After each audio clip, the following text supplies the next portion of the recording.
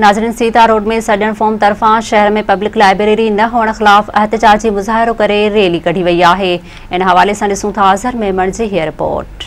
जी नाज़रीन, जिते असां मौजूद आहियूं सीतारोड प्रेस क्लब वटि, जिते अॼु सीता सरजाण फोरम तरफ़ां अॼु 5 एहतजाजी रैली कढी वई आहे। पब्लिक लाइब्रेरी घुर कंदे अचो त हुन सां ॻाल्हियूं कयूं त पंहिंजा मेरा टीवी सां वीचार कीअं पिया वञनि।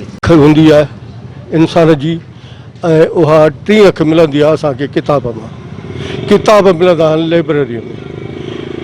सुञाणल मुल्कनि में, हर शहर में, हर चौराहे ते, चपे चपे ते, होटलुनि जे पासनि में, रेल गाॾियुनि में, बसुनि में, कोचनि कोस्टरनि में लाइब्रेरियूं क़ाइमु थियल आहिनि। एजुकेशनल फोरम ऐं स्टूडेंट्स डेवलपमेंट ऑर्गेनाइजेशन जे तरफ़ां ही 5 रैली कढी वई आहे, जंहिंजो मक़सदु आहे लाइब्रेरी जी हसलात।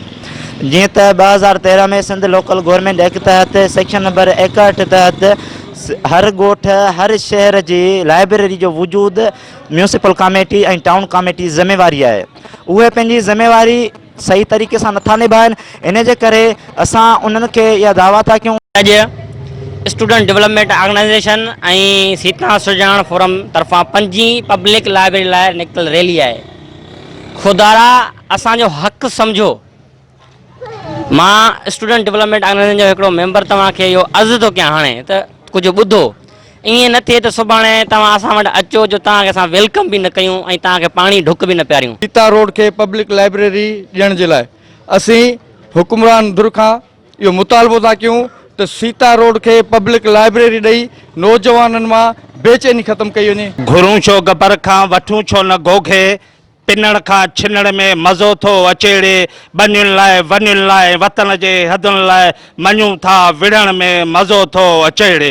मञा थो सिंध तुंहिंजे सिंध खे रत जी ज़रूरत आहे, मगर रत खे वरी भाॼी गभे भत जी ज़रूरत आहे। पुछनि था सिंध ऐं सिंधियुनि जी छो तस्बीह पियो सोरी, चई हाणे पछाड़ी आहे इबादत जी ज़रूरत आहे। दोस्तो, जीअं त अॼु सीता सरजणार फोरम ऐं स्टूडेंट्स डेवलपमेंट ऑर्गेनाइजेशन जे तरफ़ां गपल अरसे खां सीता रोड में लाइब्रेरी जे लाइ जिदोजहद हली रही आहे। उन सिलसिले में हफ़्तेवार अॼु असांजी 5 रैली आहे।